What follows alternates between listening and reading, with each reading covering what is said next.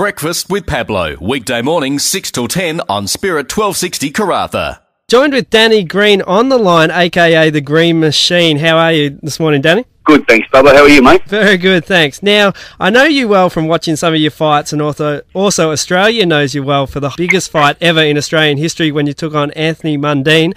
But we wanted to get you to know you a little bit better, and I guess your softer side. Side, all right, no worries, let's shoot. So we thought we'd ask you some quick-fire questions, okay? Do it. What is your most memorable fight? Roy Jones Jr., mate. Favourite TV show? Oh, favourite TV show? SpongeBob SquarePants. That'll give you an indication of my mentality. Your kids are sitting next to you, aren't they? One is, but no, it literally is my favourite TV show. And your first crush? My first crush? Yeah, going way back? Year 5. Year 5, okay. Yeah, long time ago. She's married to a mate of mine. I'm friends with her. She's a lovely girl, but I won't mention her name. Are you still friends? He might get sweaty at me, yeah. I asked her out and she dropped me after the weekend.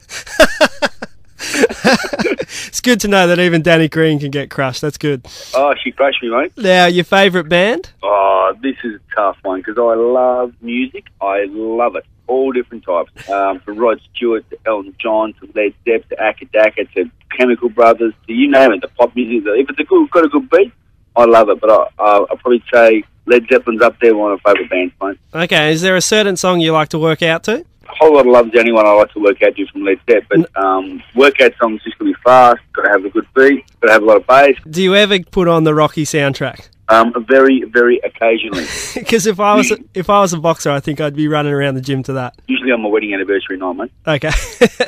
And your first CD you ever bought? Back in my day, mate, I'm an old man. It's 12 inches, mate. Back in the day. Okay. LPs, and it was Midnight Oil, Red Stars in the Sunset. Oh, nice. And your first childhood memory you could remember? Dropping a tin of pineapple juice on my big toe and crushing it.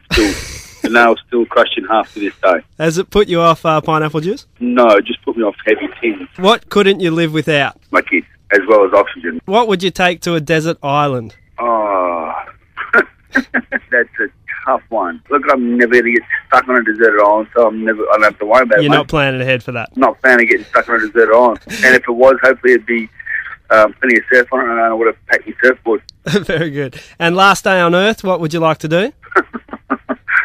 I'm not going to answer this, mate. You're going to get me in trouble. Some of the deserted island answer. All right. And where do you find the motivation to fight? Oh, look, for me, mate, I've been keeping fit and been working out since I was 12 years old. So it's been a long time, mate. And I guess over 25 years being in keeping in shape and being fit and training to fight. So I guess for me, the motivation comes to wanting to be the best out there and to stay competitive. I guess that's the main thing, and obviously to keep in shape health-wise. Also, mate, one more thing, my daughter's 10.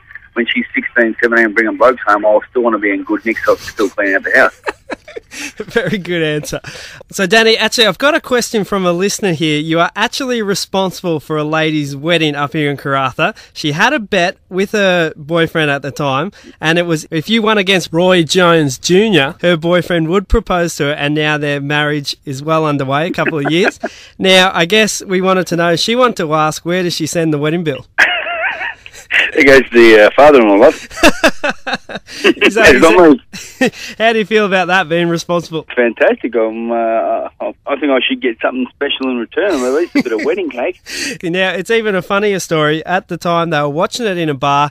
He didn't even have a ring. He wasn't expecting you to win. Now, you came out and you did win, and he had to borrow a ring off someone else in the bar and then get down on one knee and propose. That's unreal. That's fantastic. I hope I catch up with him up there. That'd be great to see him say hello. Definitely. I think she'll be hunting you for about 20,000, 30,000. Oh, that's hilarious. Also, I guess one question I'd like to know, will we ever see a rematch with you and Anthony Mundine? Well, not up to me, mate. We're ready to go. Like I said, I'm not sure what my immediate boxing future holds, so I'll play it by ear, but if the fight was to take place, I would take it. The only fights I want to be involved in now are the exciting ones. For me, fighting Anthony Mundine, although he did beat me in 2006, which was nearly 6 years ago, our careers went in two different ways. His career kind of slid downhill, and I went up from one and two world titles from two different weight divisions, and I guess achieved a lot more than he's done his whole career since that date. I went from strength to strength, and that's the way the game works. No disrespect to him, he beat me on the night. I dare say, mate, for me, fighting Anthony Mundine, professionally wise, it's a step down in class as an opponent, because he's not really a known guy on the world scale. He's only known in Australia because of his controversy. It's kind of a step down in the opponent and the calibre, but as far as the excitement factor goes, it's a big one because everyone wants to watch it, and that's what makes it an exciting fight. It's really funny. I still remember that night watching you guys on the big screen. I was back in college back in those days at university, and we basically had the entire university in Melbourne there watching and cheering you along. So it was a good night. Anyway, we're not here just to talk about that, Danny Green. We'll come back after the break and talk to you about why you're coming up to Karratha. You're a champ. Catch all the latest news, local events, sport news and gossip on Spirit Breakfast with Pablo.